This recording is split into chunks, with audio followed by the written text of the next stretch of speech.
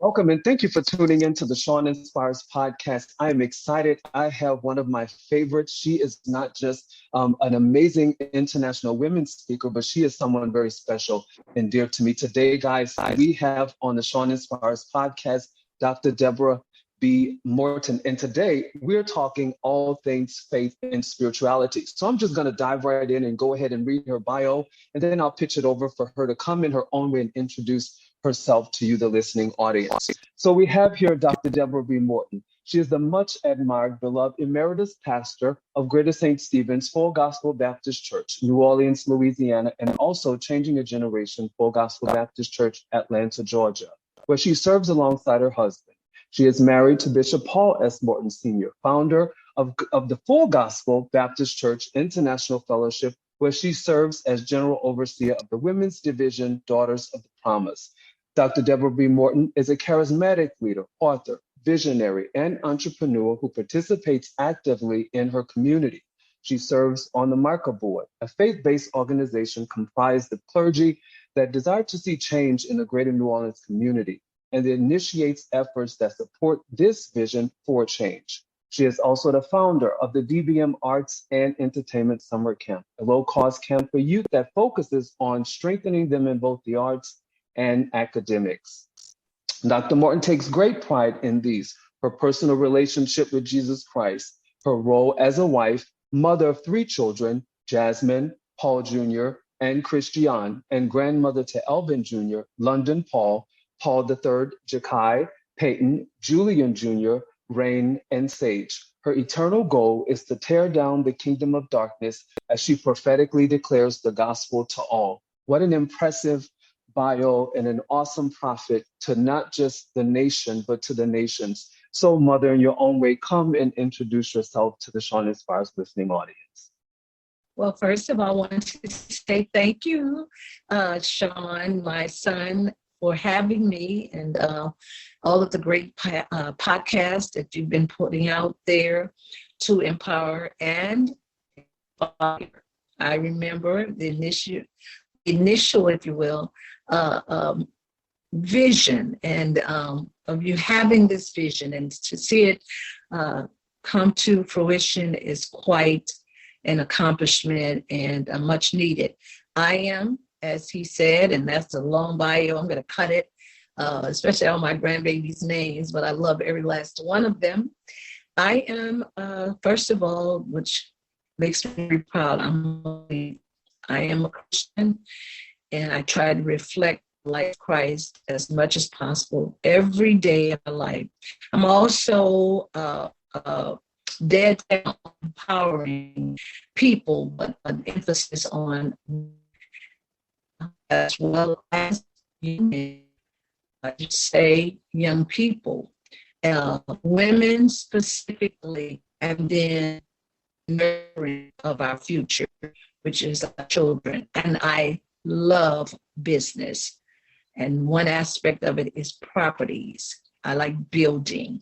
And I like building not only buildings, but I'll add, I like building lives. So that's who I am. And I want to dive deep. So I'm from that I feel my purpose for having me. Awesome. We're so glad to have you. And you are a woman of faith. And so we're talking faith and spirituality. And I can share one of its many times you have been active and present in my life through many different seasons of life. But this is one particular time you were there actively engaged when I was at my near-death experience in the hospital. You were there in the midst of your busy schedule, calling me every single day, praying with me, giving me encouraging words, fighting for me to live and encouraging me to live on. So I know that you are a woman of faith, and I would like for you to share and unpack your journey as a spiritual mother and leader to so many sons and daughters across the nation and even the world. You've ministered several times in Africa. What has been one of the most faith challenges experience you've experienced that has empowered you as a leader to keep you going as you encourage us?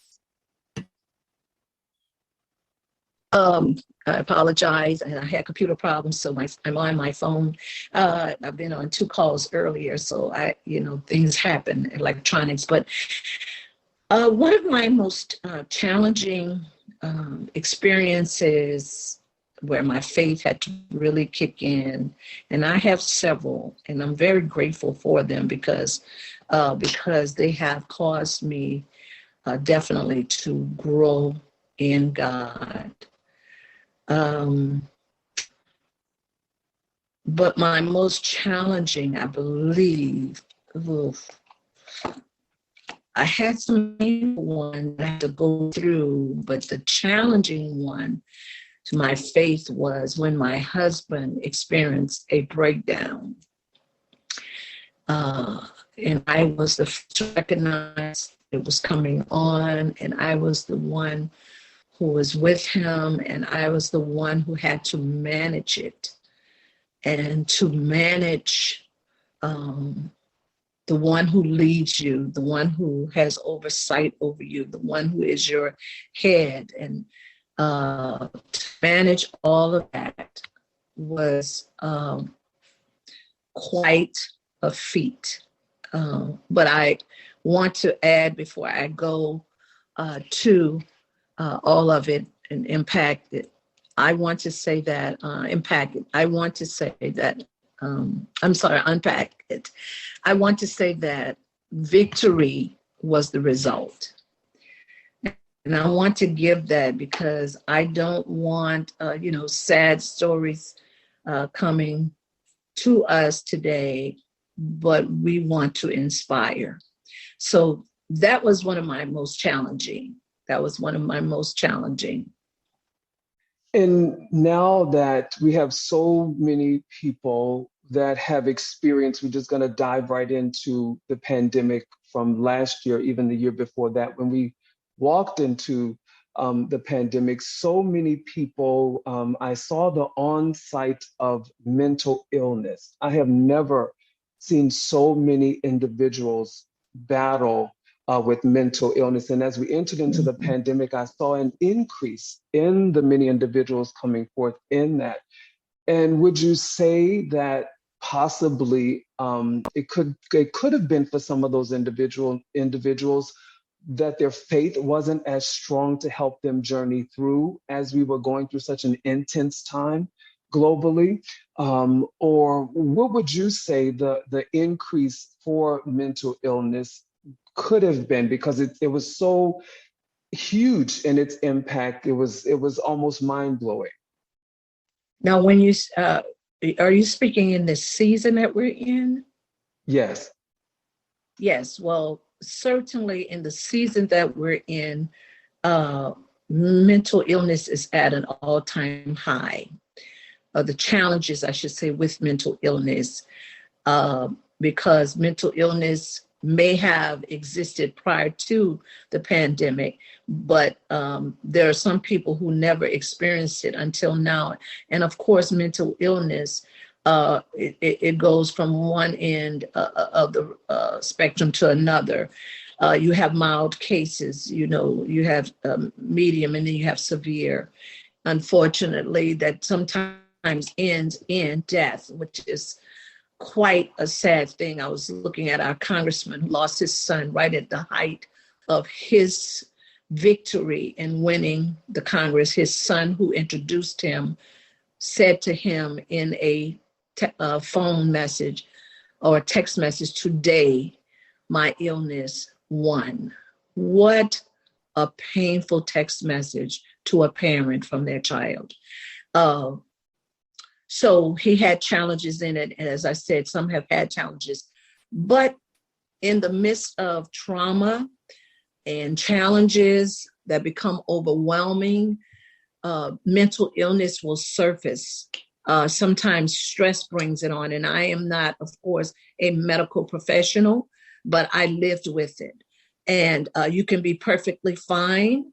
But when stress, and that stress can come from anywhere, in this instance, it came from the pandemic, which caused lots of separation, in some cases, financial struggles, loneliness,